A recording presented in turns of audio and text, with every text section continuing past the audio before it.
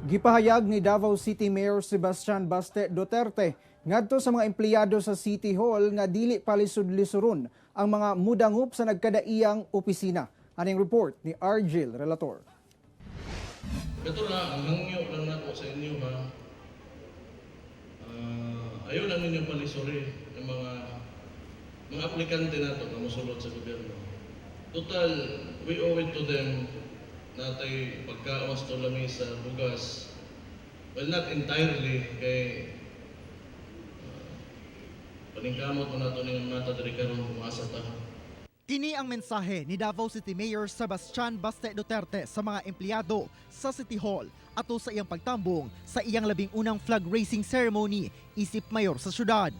Buot niini nga mahimong maayo ang pagtagad og dili palisod-lisuron sa mga taga City Hall ang mga Davaoenyong muduol sa nagadaiyang opisina.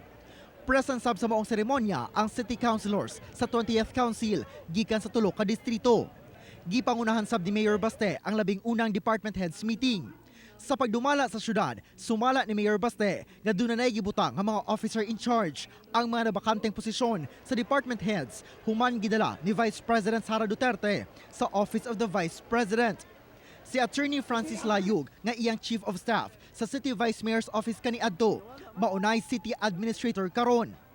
Usa ang peace and order sa prioridad sa administrasyon ni Mayor Baste.